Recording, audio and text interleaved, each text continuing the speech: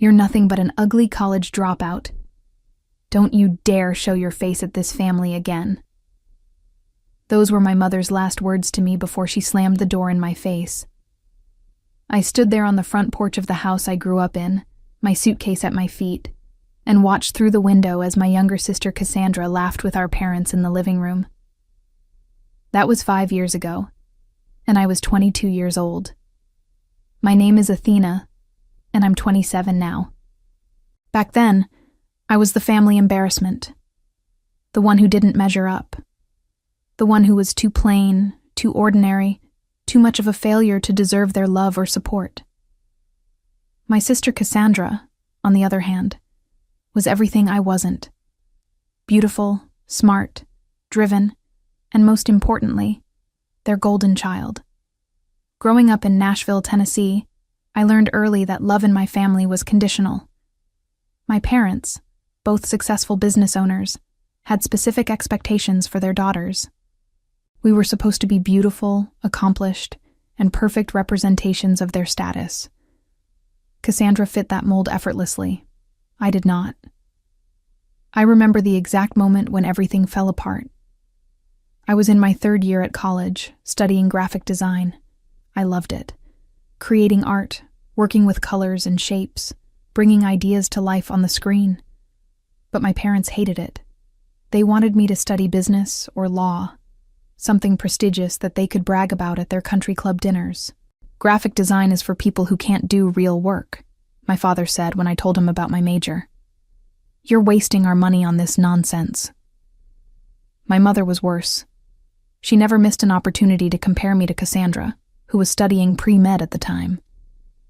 "Your sister is going to be a doctor. What are you going to be? Someone who makes pretty pictures." The criticism wore me down. Every phone call home became an interrogation. Every visit turned into a lecture about my choices, my appearance, my future. They made it clear that I was a disappointment. When I started struggling with depression and anxiety, they told me to stop being dramatic. When my grades slipped, they threatened to cut me off financially. I tried to push through, but the pressure became unbearable. My mental health deteriorated. I stopped going to classes. I stopped eating properly. I stopped believing I was worth anything at all. And then, one particularly dark night, I made the decision to leave college. Not because I wanted to, but because I couldn't see any other way forward. When I told my parents, the explosion was immediate. My mother screamed at me for hours about how I had embarrassed them, how I was throwing my life away, how I was too stupid to see what a mistake I was making. My father just looked at me with disgust and said I was no longer his daughter. Cassandra stood in the doorway, watching the whole thing with a smirk on her face. She had always enjoyed seeing me fail. It made her look better by comparison. They gave me 1 week to pack my things and leave. No financial support, no place to stay, no family to fall back on. I was completely on my own, and I was terrified. I ended up couch surfing at friends' apartments for a few months, working whatever jobs I could find to survive. Waitressing, retail, cleaning offices at night, anything to keep myself afloat. I felt like I had hit rock bottom, and there was no way back up. But something changed in me during those dark months. Maybe it was anger. Maybe it was desperation. Maybe it was just pure stubbornness. But I decided that I wasn't going to let them define me anymore. I wasn't going to accept their version of who I was supposed to be. I took every dollar I earned and saved it. I taught myself advanced design software using free tutorials online. I built a portfolio of work in every spare moment I had. I reached out to small businesses and offered to design their logos and websites for cheap, just to build experience. And slowly, very slowly, I started to build something. It wasn't easy. There were nights when I went to bed hungry because I had to choose between food and internet access. There were times when I wanted to give up, when the voice in my head that sounded suspiciously like my mother told me I was foolish to think I could succeed without them. But I kept going. And eventually, things started to change. My work got better. My clients got bigger. My rates went up. I moved from couch surfing to a tiny studio apartment, from a studio to a one-bedroom, from freelancing to starting my own design agency. 5 years passed. 5 years of working myself to exhaustion, of proving everyone wrong, of becoming someone I could be proud of. I had cut off all contact with my family, changed my phone number, moved across the city. I wanted nothing to do with them anymore. And then, on a warm spring evening, I received a message on social media from an old high school friend. She was inviting me to Cassandra's graduation party. My sister was finally finishing her medical degree, and apparently, the whole family was throwing a massive celebration at an upscale venue downtown. The invitation felt like a trap. Why would they want me there after everything that had happened? But as I sat there staring at the message, I felt something shift inside me. Maybe it was time to face them again. Not as the broken, desperate girl they had thrown out, but as the woman I had become. I spent the next week deciding whether to go. Part of me wanted to ignore the invitation entirely, to keep living my life without them in it. I had built something good without their help, without their approval. Why go back now? But another part of me, the part that still carried the wounds of their rejection, wanted them to see what I had accomplished.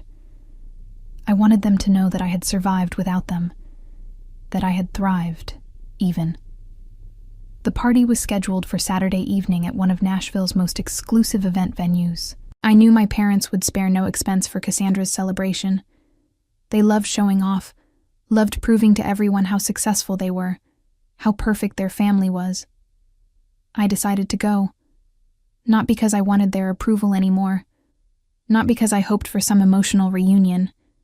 I went because I wanted to look them in the eye as an equal and show them exactly what they had thrown away. The days leading up to the party were strange. I found myself thinking about my childhood more than I had in years. Memories I had tried to bury came floating back to the surface. I remembered being 8 years old, proudly showing my parents a drawing I had made in school. The teacher had praised it, put it up on the wall, told me I had real talent.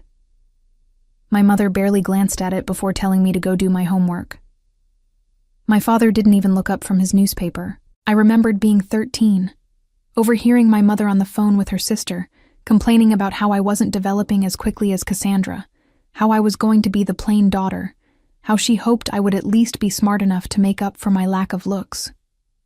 I remembered being 16, getting my first award for a design competition at school, rushing home excited to share the news, only to have my parents brush it off because Cassandra had made the honor roll again. Every memory reinforced the same message. I wasn't enough. I would never be enough, not for them.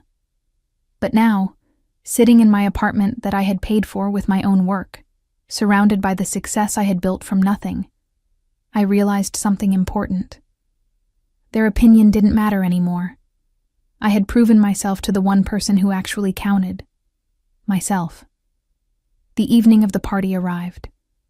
I spent hours getting ready, not because I was trying to impress anyone, but because I wanted to feel confident. I wore a simple but elegant black dress that I had saved up for. I did my makeup carefully. I styled my hair. When I looked in the mirror, I saw someone strong looking back at me, someone who had survived. The venue was even more extravagant than I had imagined. Crystal chandeliers hung from the ceiling. White flowers decorated every surface. A string quartet played classical music in the corner. Servers in crisp uniforms circulated with champagne and appetizers. It was exactly the kind of over-the-top display my parents loved. I arrived fashionably late, which gave me a moment to observe before anyone noticed me. The room was packed with people. I recognized some of them from my childhood. Extended family members, family friends, business associates of my parents. Everyone was dressed to impress. Everyone was smiling and chatting. Everyone was there to celebrate Cassandra. My sister stood in the center of the room, wearing a stunning white dress, looking every bit the successful medical school graduate. She was laughing at something someone said, her hand resting on the arm of a handsome man I didn't recognize. probably her boyfriend. My parents flanked her on either side, beaming with pride. I felt a familiar tightness in my chest as I watched them. That was supposed to be me. I was supposed to be the one they were proud of.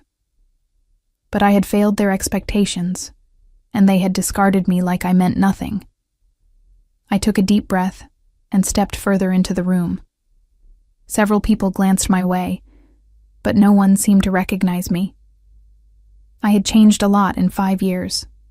I was thinner now, more put together, carried myself differently. The scared, depressed college dropout was gone. In her place stood someone who had learned to survive. I made my way to the bar and ordered a glass of wine. As I waited, I heard a familiar voice behind me. "Athena? Is that you?" I turned to find Professor Howard, one of my favorite teachers from college. He taught in the arts department, one of the few people who had encouraged my design work before I dropped out. He looked older now, more gray in his hair, but his kind eyes were the same. "Professor Howard," I said, genuinely surprised. "What are you doing here?" "I teach at the medical school now," he explained. "Cassandra was one of my students. Brilliant girl, very driven." He paused, studying my face. "I heard you left school. I always wondered what happened to you. You had such talent." His words hit me harder than I expected. Here was someone who had believed in me, who had seen potential in my work, and I had disappeared without explanation. "I had some personal issues," I said carefully, "but I'm doing well now. I own my own design agency." His face lit up. "Really? That's wonderful. I always knew you had it in you. Your work was always exceptional, even back then." We talked for a few more minutes, catching up on the years that had passed. He seemed genuinely happy to see me doing well, which was more than I could say for most people in this room. As our conversation ended, Professor Howard excused himself to talk to other guests. I watched him go, feeling both grateful for his kindness and acutely aware of how isolated I felt in this crowd of people who were supposed to be my family and friends. I moved through the party like a ghost. People looked at me, their eyes passing over my face without recognition. 5 years was a long time. I had been 22 when they last saw me, young and broken. Now I was 27, polished and confident. They didn't see the connection. I found myself near the dessert table when I heard my mother's voice. She was talking to a group of women, all of them dressed in designer clothes, all of them wearing the same practiced smile. "We're just so proud of Cassandra," my mother was saying. Medical school was challenging, but she never gave up. She's always been so determined, so focused, unlike some people. The way she said those last words made it clear she was talking about me, even though she didn't say my name. I felt anger flare up in my chest, hot and sharp. "Yes, we're very fortunate," my father chimed in, joining the conversation. "Both of our daughters have done so well. Cassandra is going to be a doctor, and our eldest is very successful in business." I froze. What was he talking about? They had disowned me. They had told me I was nothing, and now they were lying to their friends, pretending everything was fine, pretending they were proud of me. One of the women in the group asked, "Oh, I didn't know you had another daughter. Where is she? I'd love to meet her." My mother's smile became strained. "She couldn't make it tonight.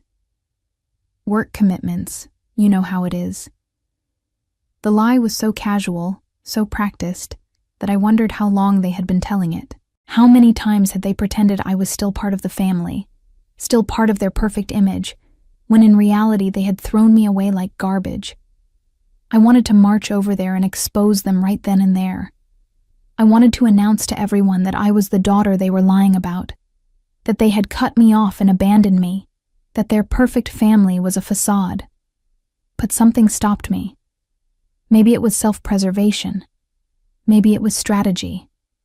Or maybe I just wanted to see how far their lies went before I revealed the truth. I decided to observe more, to gather information, to understand exactly what story they had been selling to their social circle. I moved to different parts of the room, listening to conversations, picking up pieces of the narrative my parents had constructed. It became clear that they had told people I was working abroad, that I was too busy with my successful career to attend family events, that I sent my regards, but couldn't be there in person. They had created an elaborate fiction where I was still their accomplished daughter, just conveniently absent. The realization made me sick. They wanted the credit for raising 2 successful daughters without having to actually deal with me. They wanted to maintain their image without acknowledging that they had destroyed their relationship with one of their children. As I was processing this, Cassandra walked past me. She was heading toward a group of young people near the entrance, likely her medical school friends. She glanced at me briefly, her eyes sliding over my face without a flicker of recognition, and kept walking. My own sister didn't recognize me. The person I had grown up with, shared a house with, fought with, laughed with. I was invisible to her now. I followed at a distance, curious to hear what she was saying to her friends. They were all congratulating her, talking about their future careers, sharing stories from medical school. Cassandra was animated and happy, soaking up the attention. "Your family must be so proud," one of her friends said. Cassandra laughed. "They are. My parents have always been supportive. They pushed me to be my best." Another friend asked, "Do you have siblings?" "I have an older sister," Cassandra said, her voice careful. "But we're not close. She made some bad choices a few years ago, and we don't really talk anymore." Bad choices. That's how she described my breakdown, my depression, my struggle to survive. Bad choices. "That's sad," her friend said sympathetically. Cassandra shrugged. "Some people just can't handle pressure. My parents did everything they could for her, but she threw it all away. She dropped out of college and basically disappeared. We have no idea what she's doing now." Lesma. The casual cruelty of her words stung more than I expected. She talked about me like I was a stranger, like my struggles meant nothing, like the years of emotional abuse from our parents had been my fault. I wanted to confront her right there. I wanted to tell her exactly what I had been doing for the past 5 years. I wanted to shove my success in her face and watch her realize she had been wrong about me. But I held back. The evening was still young. There would be time for revelations later. I moved away from Cassandra's group and found myself near a quieter corner of the room. Professor Howard appeared again, this time with a middle-aged man in an expensive suit. "Athena," Professor Howard said warmly, "I want you to meet someone. This is Dr. Gregory, the dean of the medical school. I was just telling him about your design agency." Dr. Gregory extended his hand, and I shook it. "Pleasure to meet you. Professor Howard speaks very highly of your work." "Thank you," I said, surprised by the professor's advocacy. "Actually," Dr. Gregory continued, "we've been looking for someone to redesign our medical school's website and branding materials. The current design is quite outdated. Would you be interested in discussing a potential contract?" My heart skipped. This was a major opportunity, the kind of client that could take my agency to the next level. And it was happening here, at my sister's graduation party, while my family pretended I didn't exist. "I would be very interested," I said, keeping my voice professional despite the racing of my pulse. We exchanged information, and Dr. Gregory promised to reach out the following week to schedule a formal meeting. As he walked away, Professor Howard smiled at me. "Opportunities come when we least expect them," he said gently. I nodded, but my mind was spinning. The night had taken an unexpected turn, and I had a feeling things were about to get very interesting. After Dr. Gregory left, I excused myself from Professor Howard and stepped outside onto the terrace. I needed air. I needed space to process what was happening. The cool night breeze felt good against my flushed skin. The terrace overlooked downtown Nashville, the city lights twinkling in the distance. I leaned against the railing and closed my eyes, trying to calm the storm of emotions inside me. Anger, satisfaction, confusion, vindication. They all swirled together until I couldn't tell which one was strongest. I heard footsteps behind me and turned to find a woman I didn't recognize. She was older, maybe in her 50s, with perfectly styled gray hair and an elegant blue dress. She smiled at me warmly. "Needed a break from the crowd?" she asked, moving to stand beside me at the railing. "Something like that," I replied. "I'm Helen," she introduced herself. "I'm a colleague of Cassandra's father. We've worked together for years." "My father's colleague." I kept my expression neutral. "Nice to meet you." "You look familiar," Helen said, studying my face. "Have we met before?" "I don't think so," I said carefully. She tilted her head, still examining me. "No, I'm certain I've seen you somewhere. Maybe in photos?" Then her eyes widened slightly. "Oh my goodness. Are you Athena?" My stomach dropped. So someone did recognize me after all. "Yes," I said quietly. Helen's face transformed with genuine warmth. "I've heard so much about you. Your parents mentioned you're doing very well in business. They said you're working overseas, but I'm so glad you could make it tonight. Cassandra must be thrilled to have her sister here." The lies my parents told were even more elaborate than I thought. I didn't correct Helen. Instead, I just smiled and let her continue. "Your father showed me some photos of your work last month," Helen went on. "Beautiful designs. He was so proud. He keeps a portfolio of your projects in his office." This was too much. My father kept a portfolio of my work?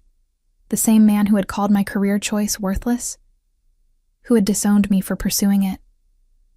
"That's surprising," I said, unable to keep the edge out of my voice. Helen didn't seem to notice my tone. "Oh, he talks about you all the time. Both his daughters are so accomplished. You must have wonderful parents to have raised such successful children." I felt sick. They were taking credit for my success. The success I had achieved entirely without them. The success I had built from nothing after they abandoned me.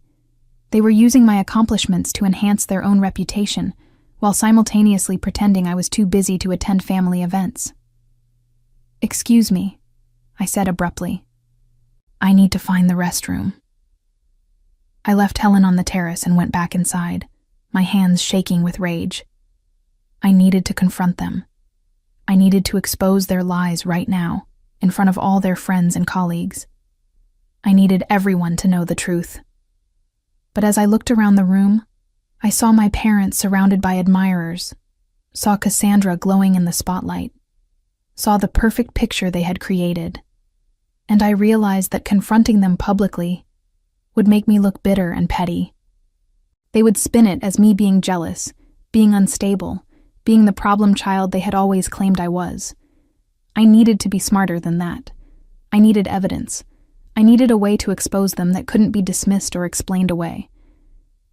I pulled out my phone and started recording voice memos, documenting everything I was witnessing. The lies people were telling me about how proud my parents were. The way my family pretended I was still part of their lives. The elaborate fiction they had constructed. As I was doing this, I saw Cassandra break away from her group and head toward the hallway that led to the private rooms. I followed her, keeping my distance. She entered one of the smaller conference rooms off the main hall. I waited a moment, then pushed the door open slightly. Cassandra was on her phone, her back to me. "I know, Mom," she was saying into the phone.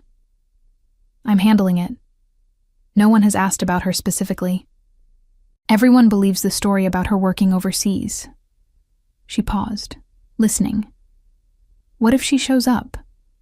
Mom, she doesn't know about the party. We didn't invite her.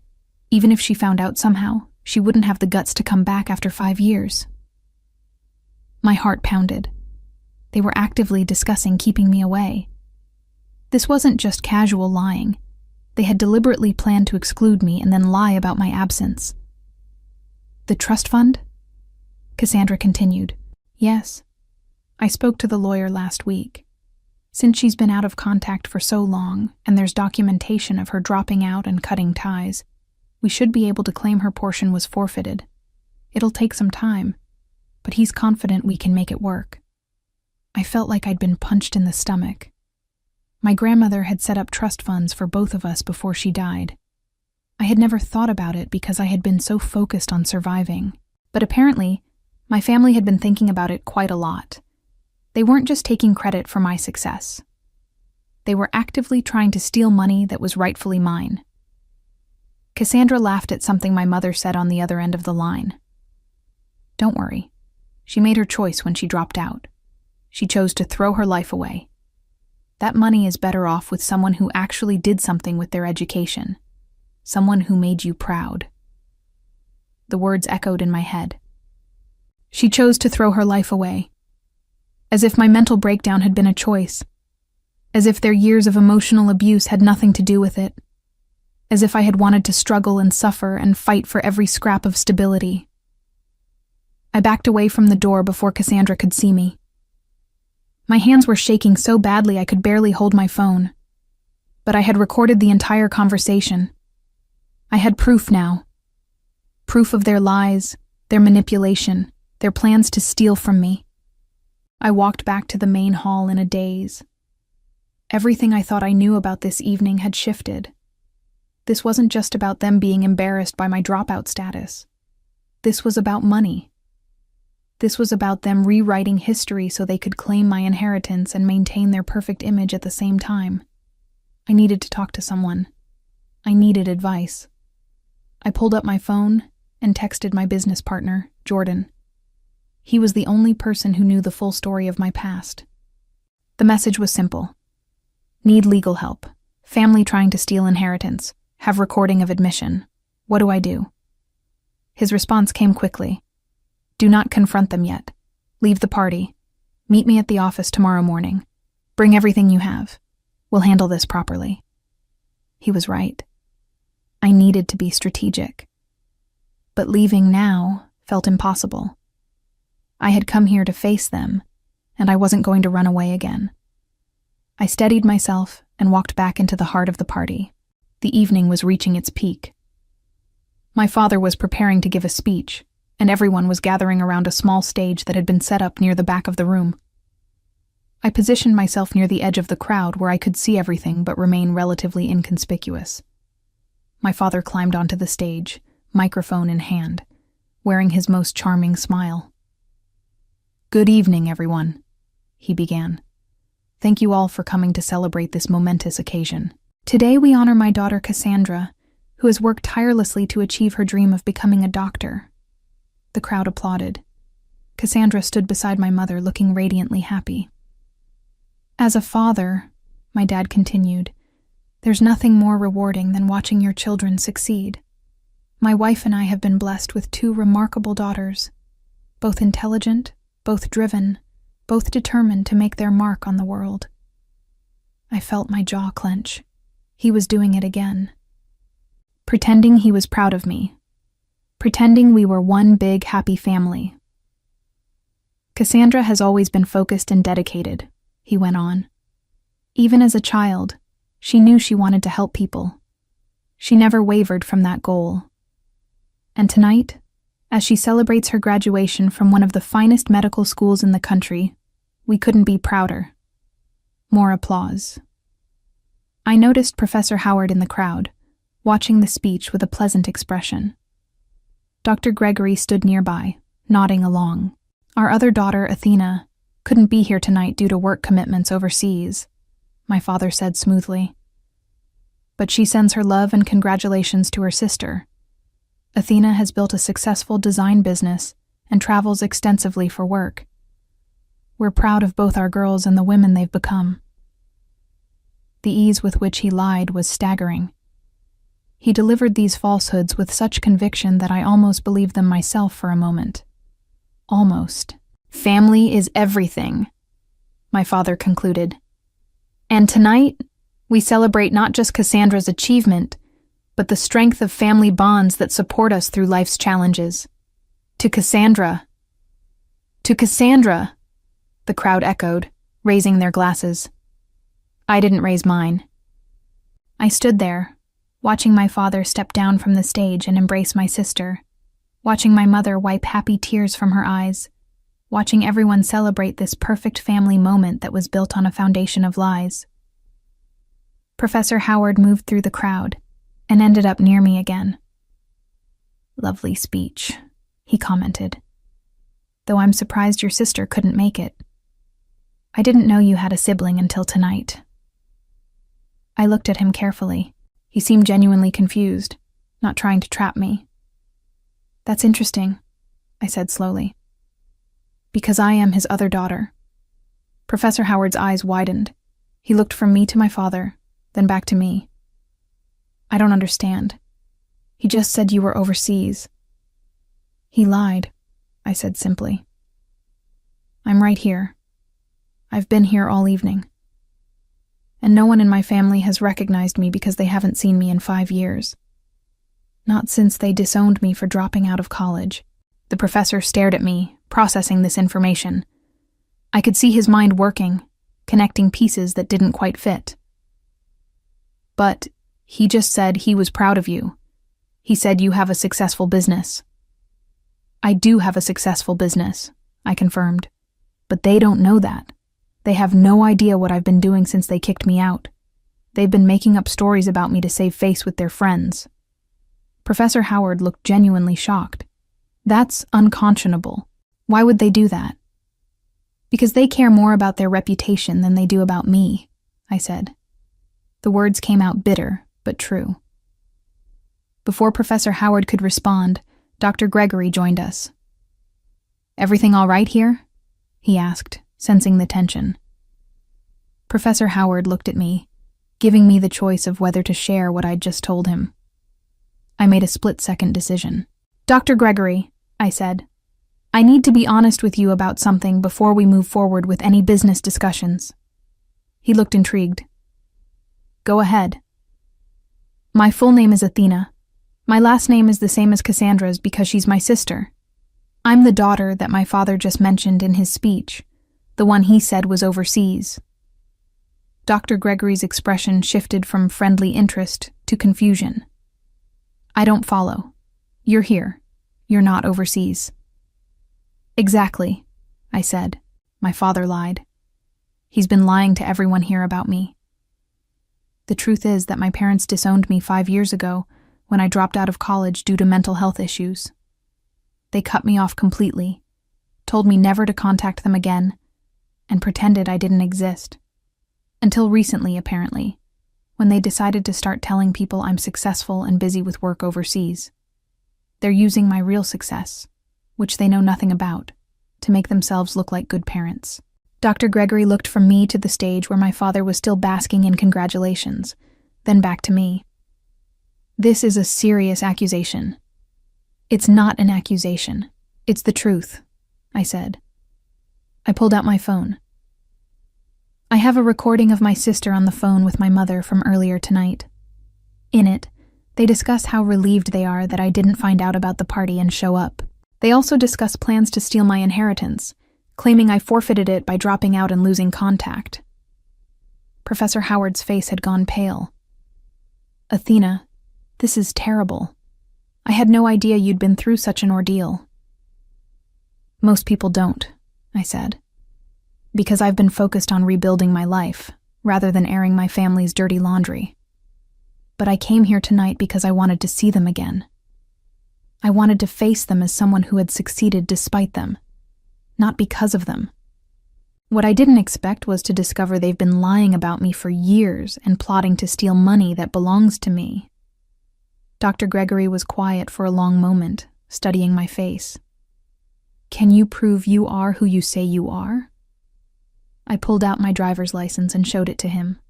My name, my birth date, my address in Nashville. Everything confirmed my identity. "I believe you," he said finally, "and I'm appalled by what you've shared. However, I need to think carefully about how to proceed with our business discussions. This puts me in an awkward position, as your father is a respected colleague, and I've known your family for years." My heart sank. Of course. My family's reputation would win out over my truth. It always did. But Professor Howard spoke up. "With respect, Dr. Gregory, Athena's family situation has nothing to do with her professional capabilities. I taught her in college before she left. Her work was exceptional then, and from what she's told me, she's only improved since. Punishing her professionally because her family is dysfunctional would be grossly unfair." Dr. Gregory considered this for a moment, then nodded slowly. "You're right, of course. Personal matters shouldn't affect professional opportunities. Athena, I'll be in touch next week as planned. What your family has done is between you and them. Your work speaks for itself." Relief washed over me, but it was short-lived. I saw my mother heading in our direction, her face arranged in a welcoming smile. She was bringing someone with her, probably to introduce to the dean.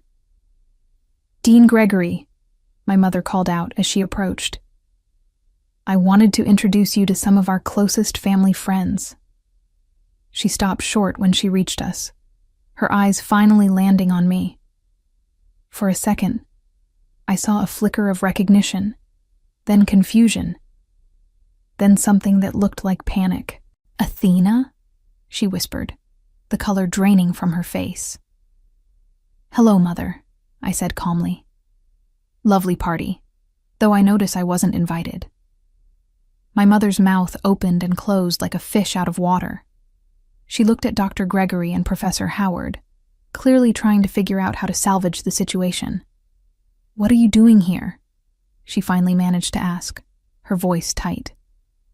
"I was invited by a friend," I said, "though I've been here for over an hour now, and this is the first time anyone in my family has recognized me. Interesting, isn't it?" My mother's eyes darted around nervously. People nearby were starting to notice the tension. "We should discuss this privately," she said, reaching for my arm. I stepped back, avoiding her touch. "Why? You've been discussing me publicly all evening, telling everyone how proud you are of me, how successful I am, how I'm overseas working on my thriving business. Might as well keep it public, don't you think?" "You don't understand," my mother hissed, her pleasant facade cracking. "We were trying to protect the family." "Protect the family?"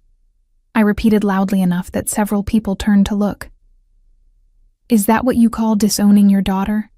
Abandoning her when she was struggling with her mental health? Kicking her out with nowhere to go?"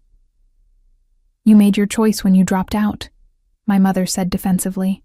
"You threw away everything we gave you. What you gave me." I felt my anger rising. "You gave me criticism, comparison, and conditional love. And when I couldn't handle the pressure anymore, you threw me away like I was nothing." My father appeared then, drawn by the commotion. When he saw me standing there, his face went through the same progression of emotions as my mother's: recognition, confusion, panic. "Athena," he said, his voice carefully controlled. "This isn't the time or place for this discussion." "Really? Because you seem to have plenty to say about me in your speech," I shot back. "All those lies about how proud you are, about my successful overseas business, about family bonds and support. Should we tell everyone the truth, Dad? Should we tell them you haven't spoken to me in 5 years? That you told me I was no longer your daughter?" People were definitely watching now. The conversations around us had died down as guests turned to see what was happening. I saw Cassandra pushing through the crowd, her face pale with alarm. "Athena, please," my father said, trying to maintain his composure. "You're making a scene." "I'm making a scene." I laughed bitterly. "You've been making up an entire fictional life for me. You've been using my real success, which you know nothing about, to make yourselves look like supportive parents. And now you're upset that I'm calling you out on it?"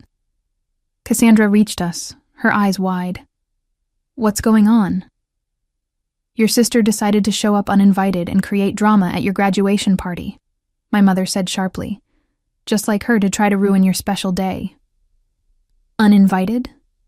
I turned to Cassandra.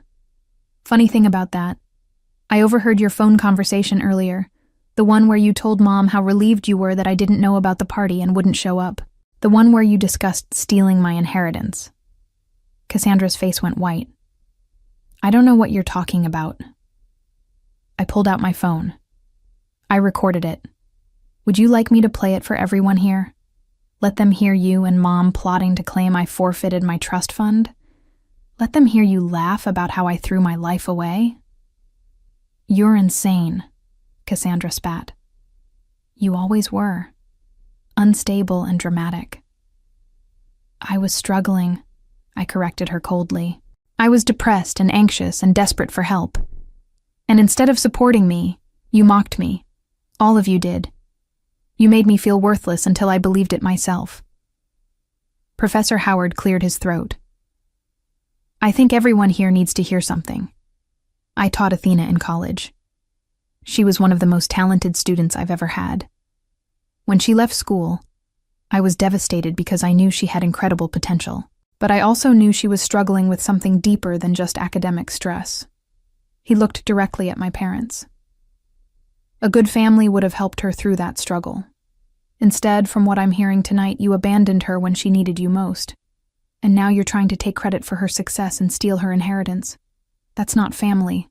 That's exploitation. My father's face had turned red with anger and embarrassment. You have no right to judge our family decisions. You don't know the full story. Then enlighten us, Dr. Gregory said quietly. Everyone turned to look at him. I'd very much like to hear your version of events, because right now, what I'm hearing paints a very troubling picture. The crowd around us had grown larger. People were whispering, phones were out, some were even recording. My parents' perfect image was crumbling in real time, and there was nothing they could do to stop it.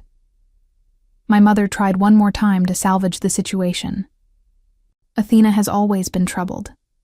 We tried everything to help her, but she refused our support.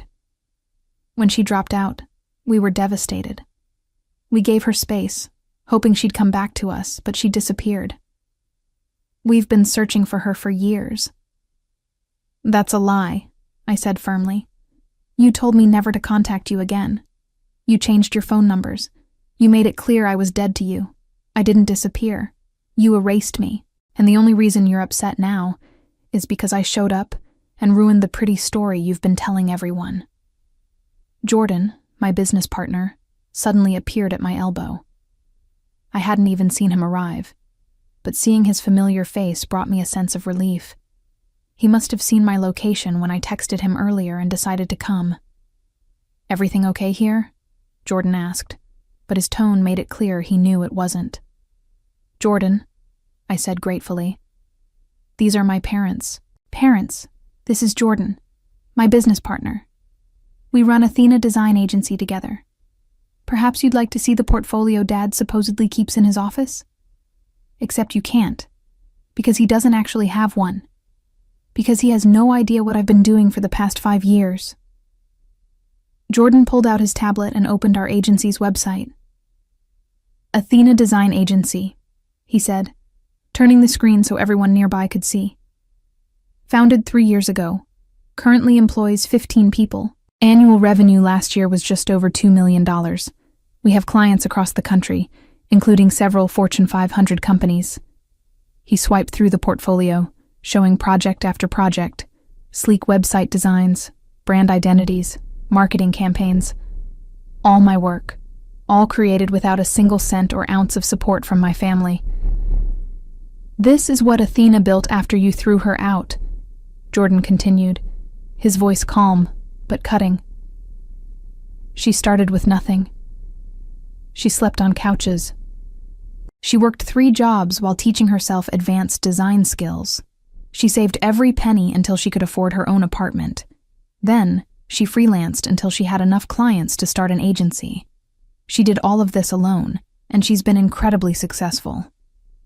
My mother stared at the screen, her face unreadable. My father's jaw was clenched so tight I thought it might crack. Cassandra looked like she'd been slapped. $2 million?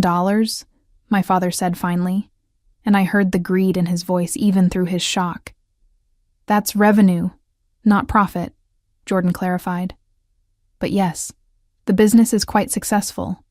Athena is one of the most sought-after designers in Nashville, which makes it particularly galling that you've been taking credit for her success while actually trying to steal her inheritance. We weren't stealing, my mother protested weakly. We were simply claiming what was rightfully ours after she abandoned the family.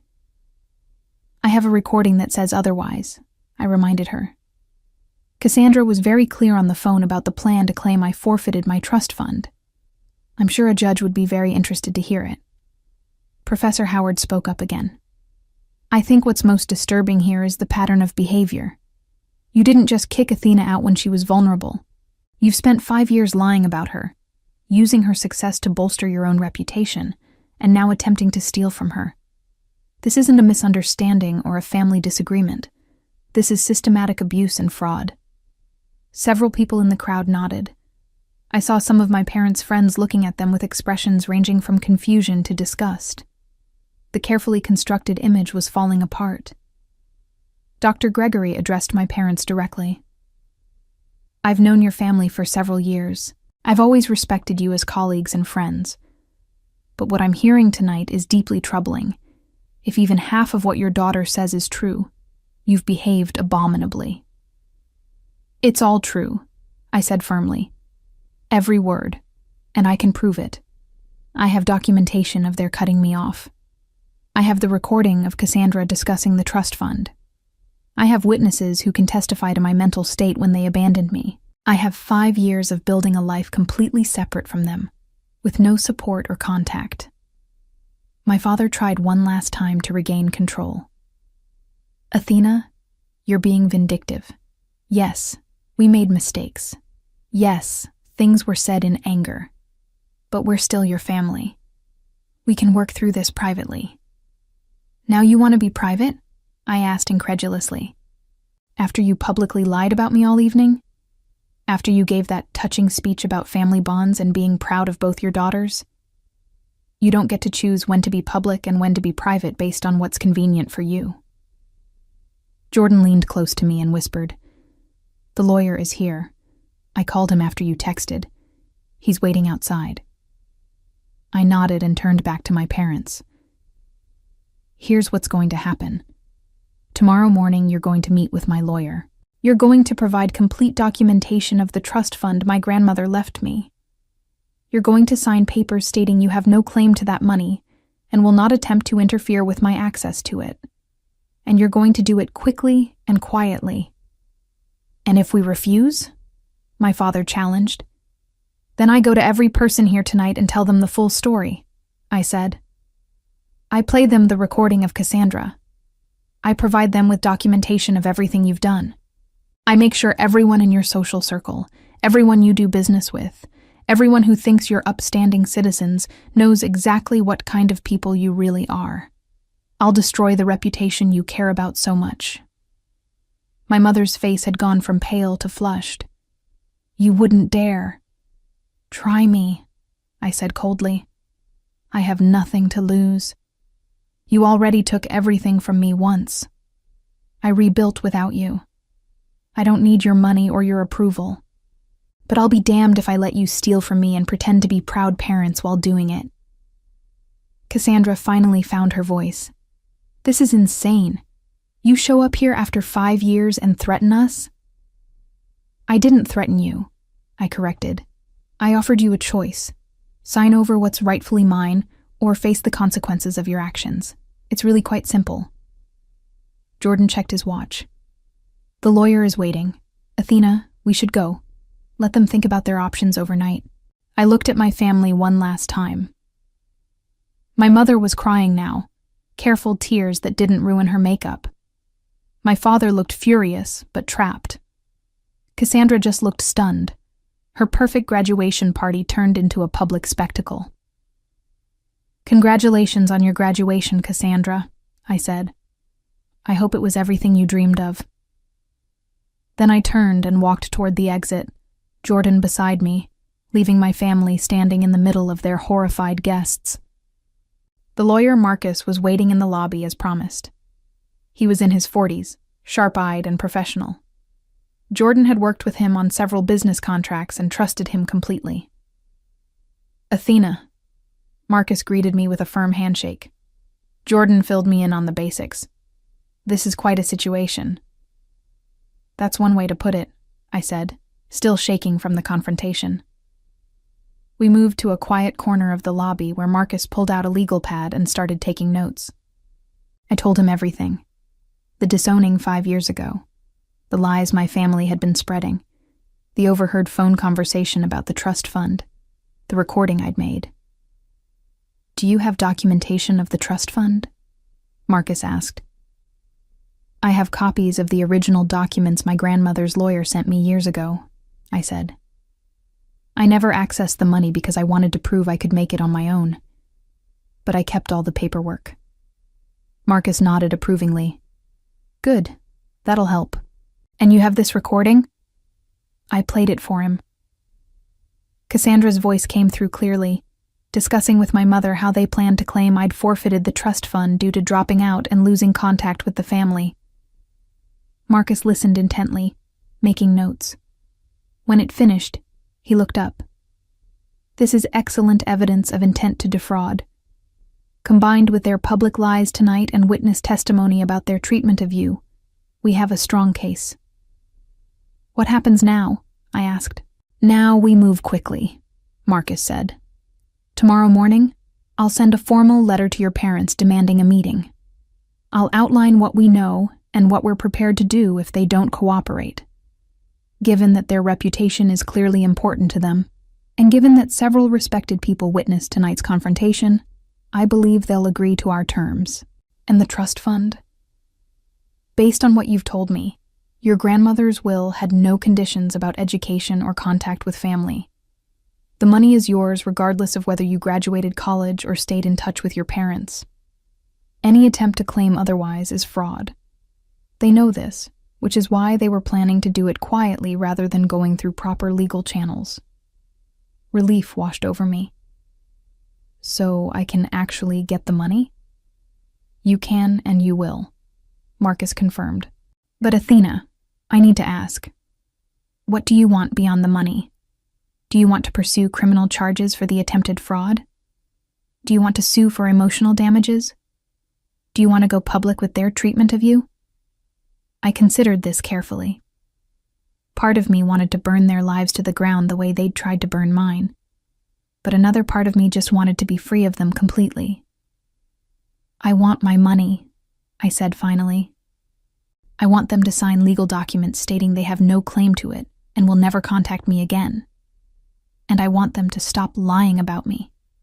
They don't get to use my success to make themselves look good anymore."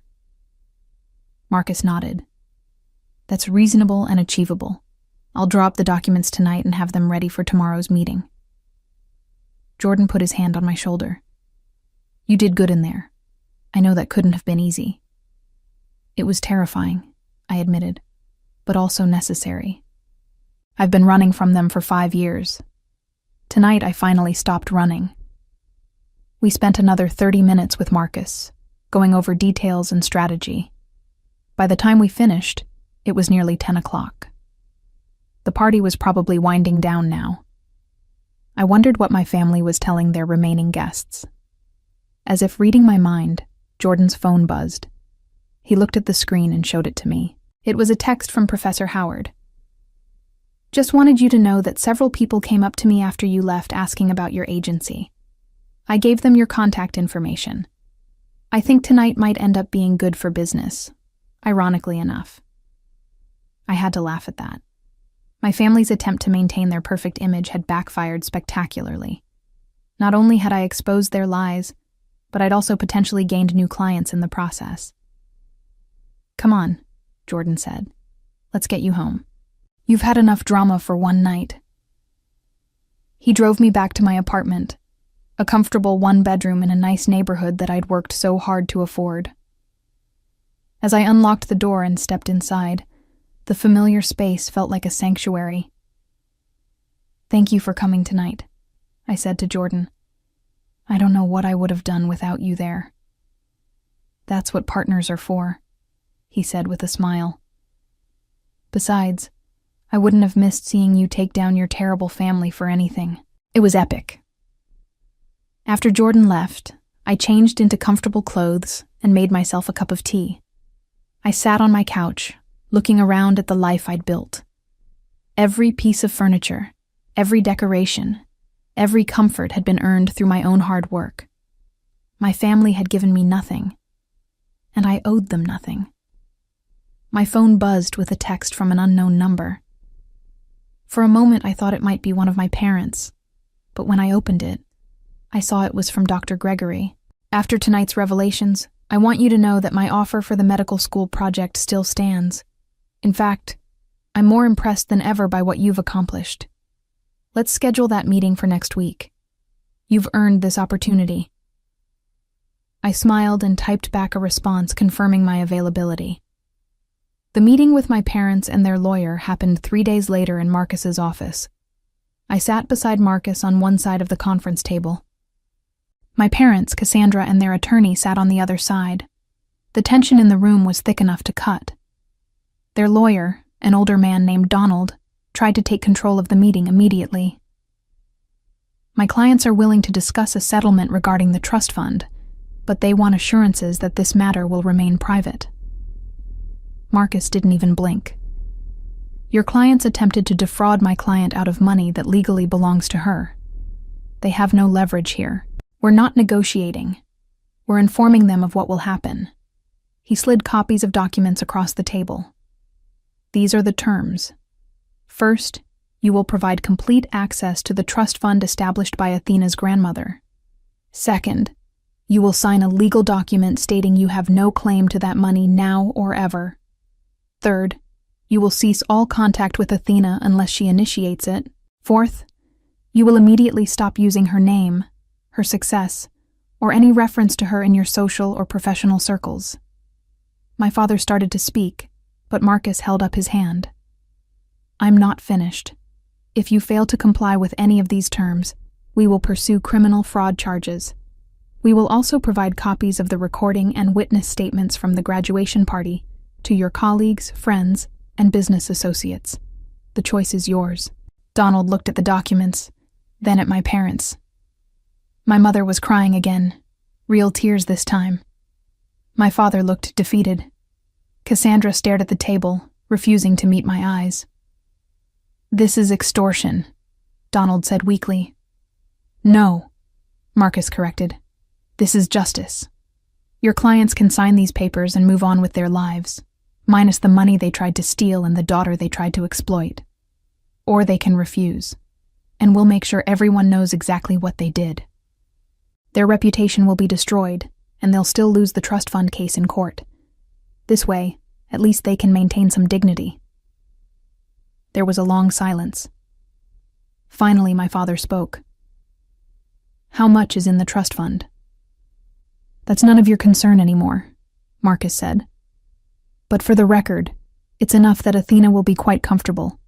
More than comfortable, actually." My mother looked at me then, really looked at me. "How can you do this to your own family?" I met her gaze steadily. "You stopped being my family 5 years ago when you threw me out. I'm just making sure you can't hurt me anymore." "We made mistakes," she said desperately. "But we're still your parents. Doesn't that mean anything?" "It used to," I said quietly. "It used to mean everything. But you taught me that love is conditional, that I'm only worth caring about if I meet your standards. That my pain and struggles don't matter if they're inconvenient for you. You taught me those lessons very well."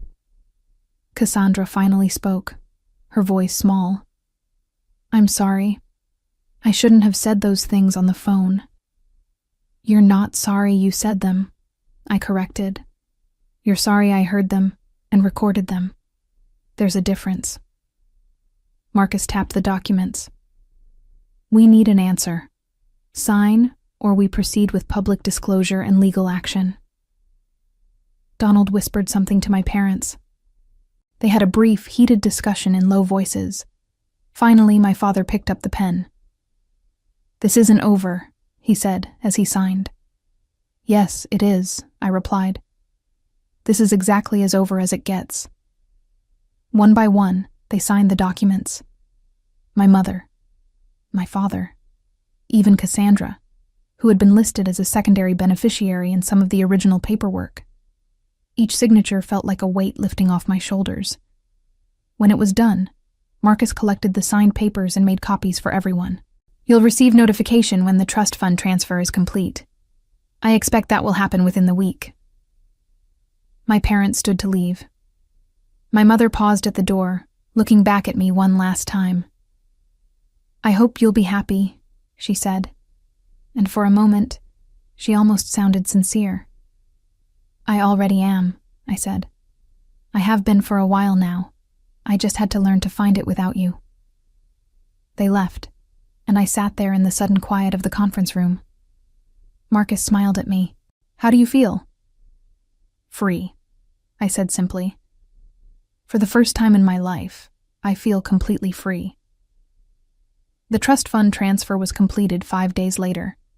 The amount was substantial, more than I'd expected. My grandmother had invested wisely, and the fund had grown significantly over the years. Combined with my business income, I was genuinely wealthy now.